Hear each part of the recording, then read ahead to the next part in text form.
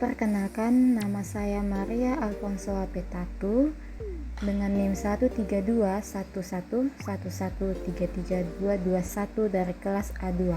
Pada kesempatan ini, saya akan menjelaskan tentang sistem anatomi dan fisiologi respirasi. Sistem respirasi pada tubuh disebut juga sebagai sistem pernapasan. Respirasi adalah suatu proses mulai dari pengambilan oksigen, pengeluaran karbohidrat sehingga penggunaan energi di dalam tubuh. Manusia dalam bernapas menghirup oksigen dalam udara bebas dan membuang karbon dioksida ke lingkungan. Yang pertama, rongga hidung. Dinding dalam hidung ditumbuhi rambut-rambut halus yang berfungsi menyaring kotoran dari udara yang dihirup.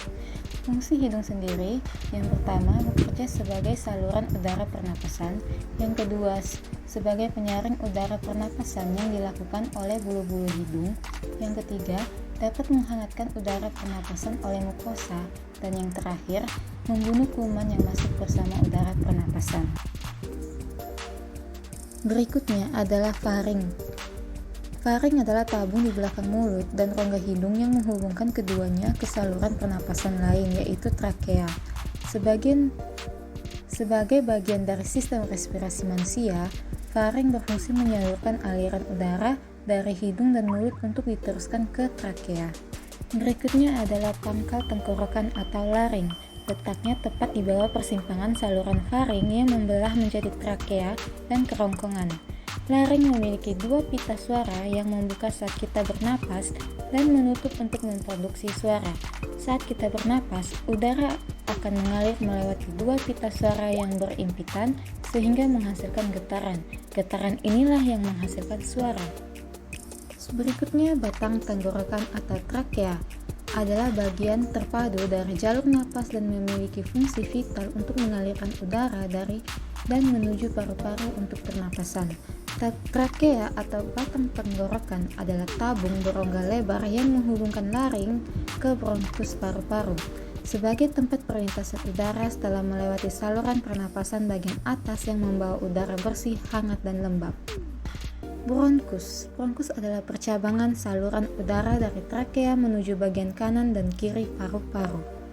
Bronkiolus adalah cabang dari bronkus yang berfungsi untuk menyalurkan udara dari bronkus ke alveoli. Selain itu, bronkiolus juga berfungsi untuk mengontrol jumlah udara yang masuk dan keluar saat proses bernapas berlangsung. Alveolus adalah kantung-kantung kecil dalam paru-paru yang terletak di ujung bronkiolus. Dalam sistem pernafasan, alveoli berfungsi sebagai tempat pertukaran oksigen dan karbon dioksida. Berikutnya adalah paru-paru atau pulmo. Paru-paru adalah sepasang organ yang terletak di dalam tulang rusuk. Masing-masing paru-paru berada di kedua sisi dada. Peran utama paru-paru dalam sistem pernapasan adalah menampung udara beroksigen yang kita hirup dari udara dan mengalirkan oksigen tersebut ke pembuluh darah untuk disebarkan ke seluruh tubuh. Selanjutnya adalah fisiologi. Di fisiologi terdapat proses pernapasan dan jenis-jenis pernapasan. Yang pertama proses pernapasan yaitu inspirasi, yaitu pemasukan udara ke paru-paru. Otot-otot interkostal berkontraksi akibatnya tulang rusuk terangkat. Kontraksi otot interkostal diikuti oleh kontraksi otot diafragma. Akibat kontraksi kedua otot ini, rongga dada menjadi membesar. Rongga dada yang bertambah besar menyebabkan tekanan udara di paru-paru menjadi kecil, akibatnya udara masuk ke dalam paru-paru. Berikutnya adalah ekspirasi, yaitu pengeluaran udara dalam paru-paru. Otot-otot interkostal berelaksasi akibatnya tulang rusuk turun. Relaksasi otot interkostal diikuti oleh berelaksasinya otot diafragma. Akibat relaksasi kedua otot ini, rongga dada menjadi mengecil.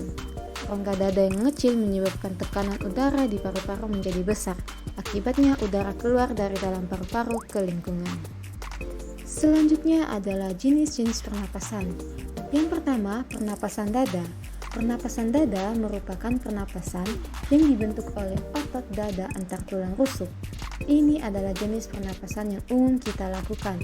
Proses dari pernapasan dada yaitu saat inspirasi, otot antar tulang rusuk luar berkontraksi dan tulang rusuk terangkat. Hal ini membuat volume rongga dada membesar karena terisi udara dan paru-paru juga mengembang, yang membuat tekanan udara menjadi lebih kecil dan udara atmosfer. Dengan demikian, udara bisa masuk. Saat ekspirasi, otot antar tulang rusuk menjadi rileks. Tulang rusuk akan tertarik ke posisi semula. Volume rongga dada mengecil, tekanan udara rongga dada meningkat, sehingga tekanan udara dalam paru-paru lebih tinggi dari udara atmosfer. Akibatnya udara akan keluar.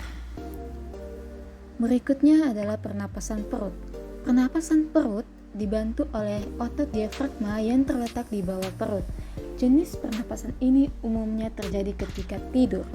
Proses terjadinya pernapasan perut terdiri dari 2 tahap, yaitu yang pertama inspirasi, terjadi ketika otot diafragma berkontraksi. Diafragma masuk mengakibatkan volume rongga dada membesar sehingga tekanan udara mengecil.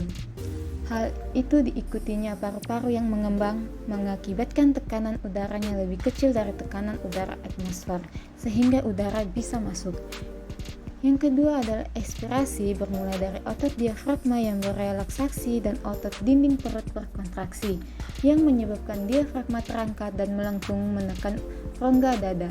Hal itu menyebabkan volume rongga dada mengecil dan tekanannya meningkat sehingga udara dalam paru-paru keluar. Sekian presentasi dari saya, kurang lebihnya mohon maaf. Terima kasih.